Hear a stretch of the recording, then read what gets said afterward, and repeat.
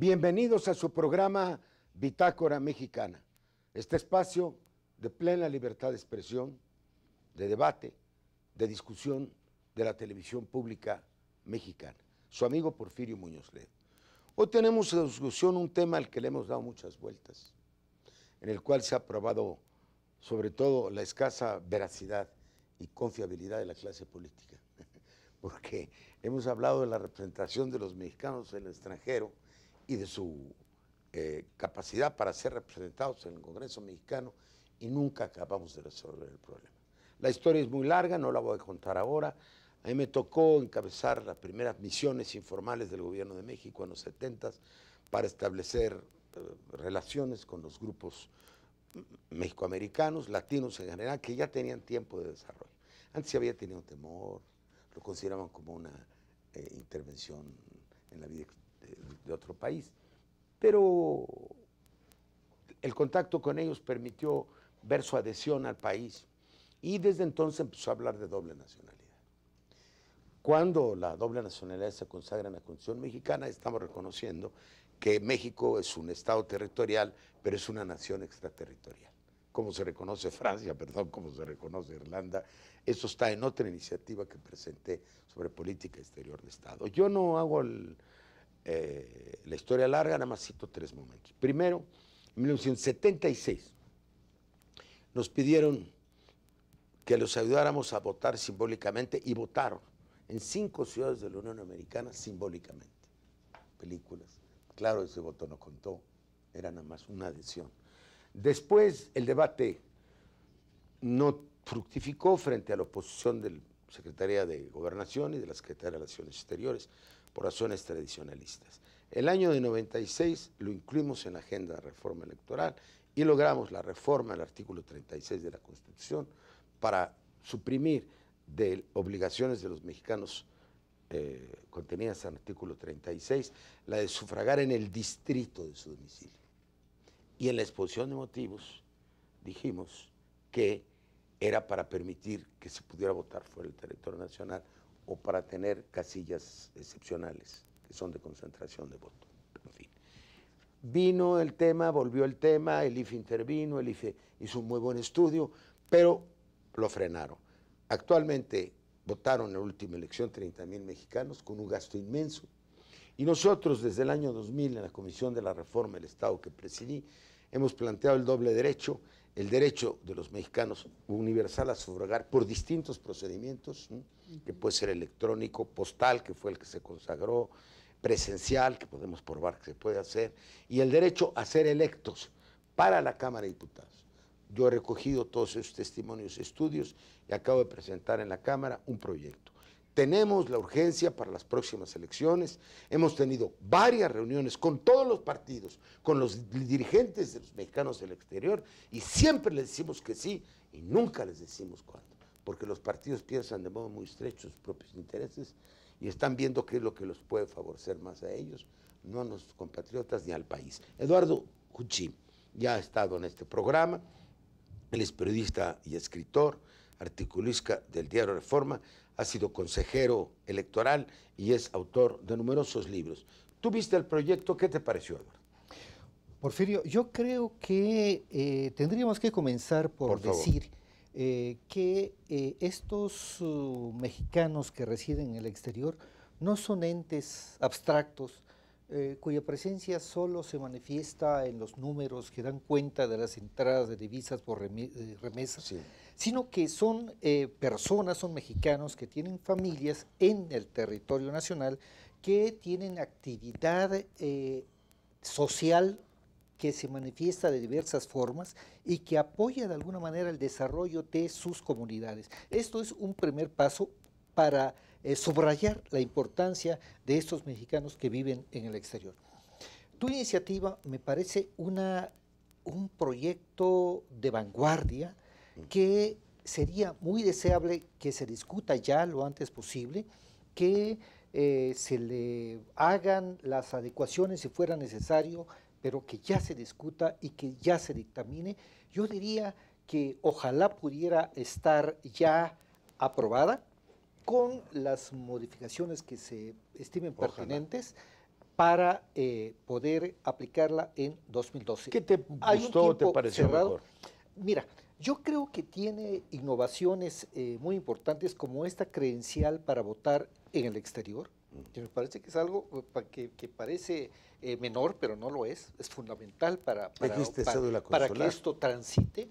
Existe el planteamiento de que pueda ser un voto ya no solo presencial ni postal, sino también por medio electrónico, lo cual me parece una innovación muy útil, sobre todo para ese tipo de elección.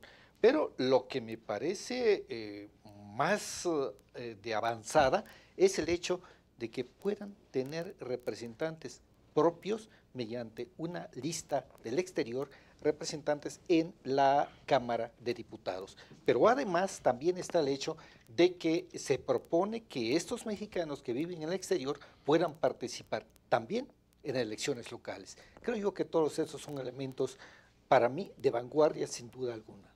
Aunque los partidos han querido hasta ahora que el voto se reciba de allá para apoyar a los candidatos de aquí, como se apoya, no, ni modo que tengan un candidato a la presidencia de la República de allá. Entonces, todos los proyectos que hay, incluso el caso del estado de Zacatecas, que ya eligen gentes de aquí, no gentes de allá.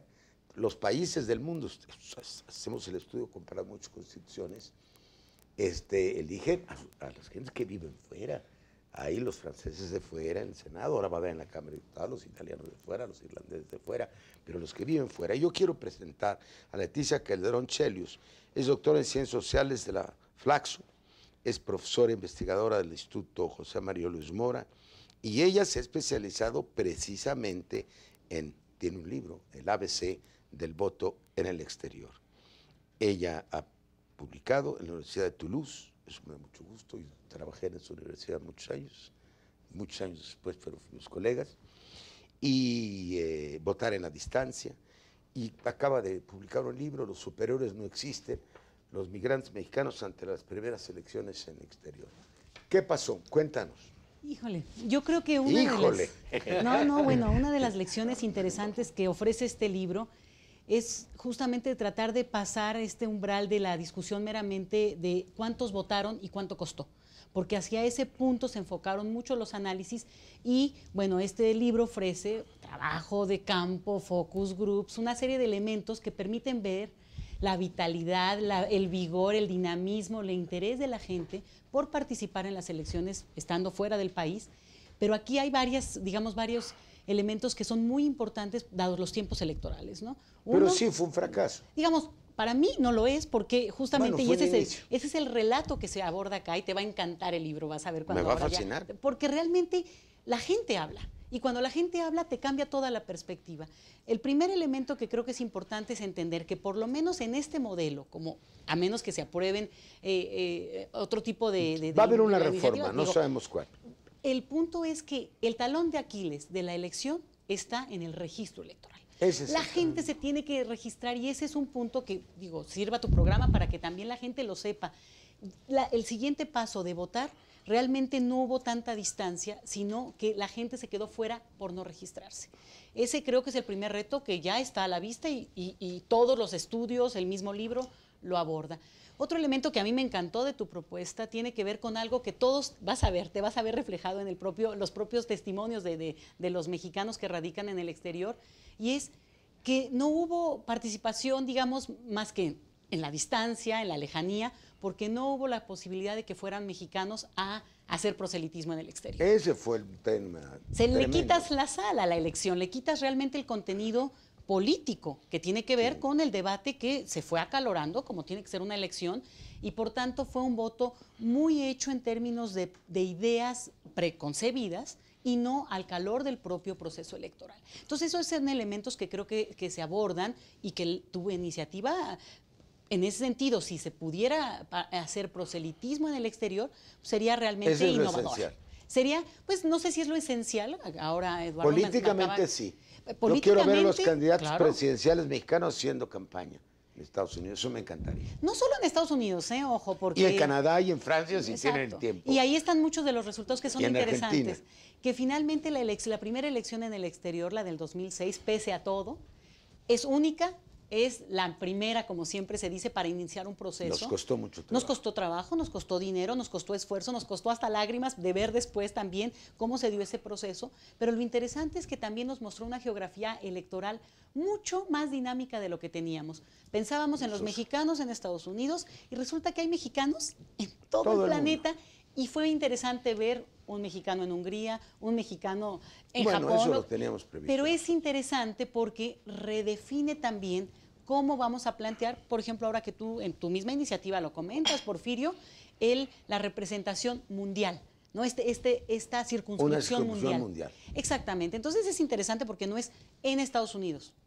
Tú lo dices, sí, la circunscripción mundial. Entonces creo que... Es una lista del exterior. Exactamente, entonces contempla ya y pone en duda algunos puntos que tú mencionabas al inicio de esta plática, por ejemplo, la cédula de identidad.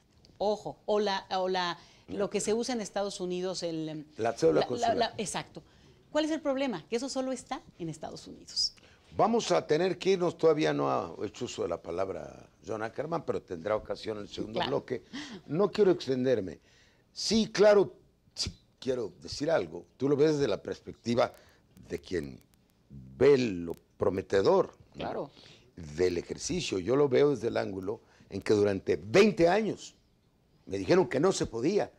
Y ya en el tramo final, en las audiencias del Senado, mintieron y mintieron y mintieron. Un arreglo entre priistas y gente del equipo de Ugalde, y rompieron la posibilidad de haber hecho eso 10 veces más. Claro, ellos no sabían lo que nosotros sabíamos, la vitalidad, que tú dices, la representación mundial, los usos y costumbres. Y ellos, el pretexto mayor que tenían, ay no, hemos hecho un esfuerzo tan grande para que haya legalidad electoral, la ponemos en juego. ¿Qué tal si las elecciones se tienen que nulificar?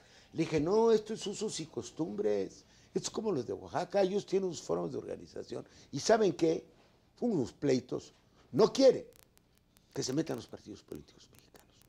Quieren tener sus propias formas asociativas. No lo quieren ni los de Hungría, ni los de Texas, ni los quieren los que viven en Argentina. Vamos a un segundo bloque.